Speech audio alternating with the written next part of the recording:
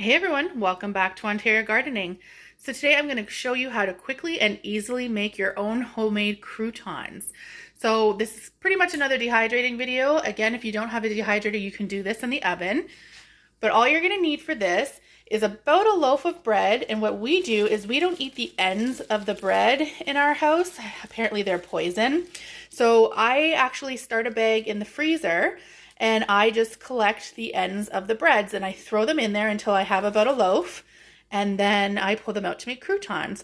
So about a loaf of bread, and then you're going to need a quarter cup of either virgin olive oil or melted butter. That's a taste preference, totally up to you.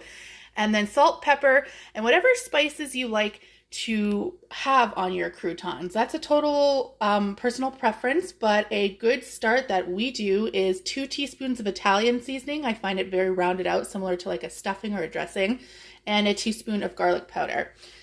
So, and then the tools that you'll need for this is either an oven or dehydrator, a big bowl, a knife, and a cutting board to cut them up. So the first thing that you're going to do is take your bread, and you don't have to worry about it being stale. This is right out of the freezer. It's not frozen anymore, but it is defrosted. But don't worry about like pre-staling your bread because the dehydrator essentially does that for you.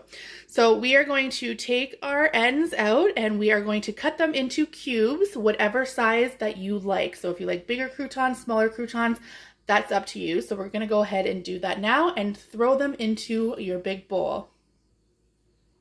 Okay, and as you can see, we have cut up our bread into little cubes, so they are perfect now to toss. So we are just going to toss the butter on top.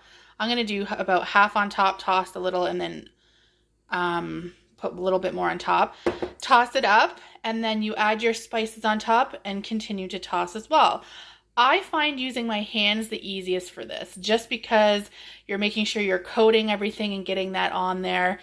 So go ahead. I'm not going to do it obviously with the camera so my hands don't get dirty, but get in there. And so yeah, add your 2 teaspoons and your 1 teaspoon, put in your salt and pepper, put it on top, and really get in there and toss it.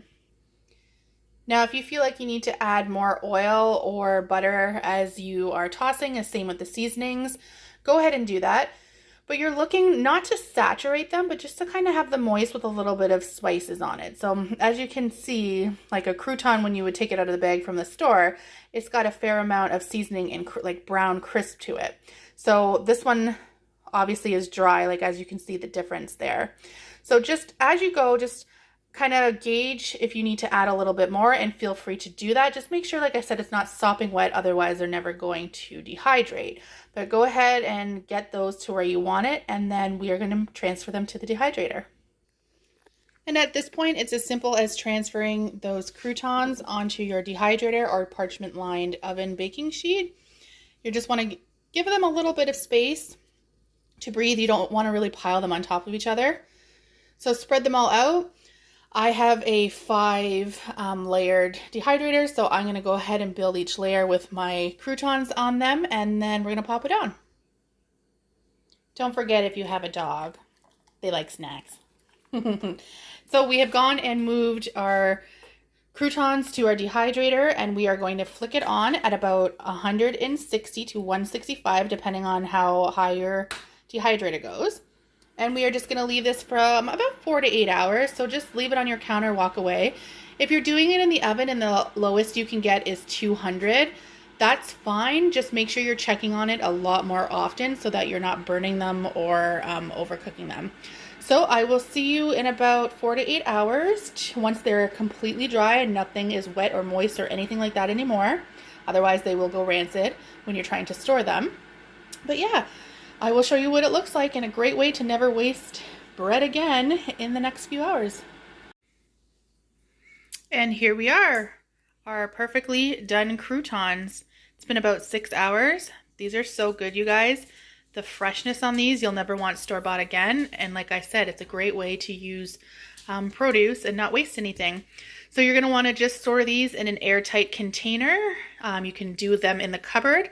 They'll usually last a few weeks. If you want to ensure that they're here longer, store them in the fridge, or you could potentially put them in the freezer. Now your other option too at this point is you could make breadcrumbs. So you could take all of these and you could smash them up and make a container of breadcrumbs, throw them in a mason jar, and have homemade breadcrumbs. So totally optional, up to you. But yeah, I highly suggest doing these. These are so delicious. We will talk to you soon. Bye.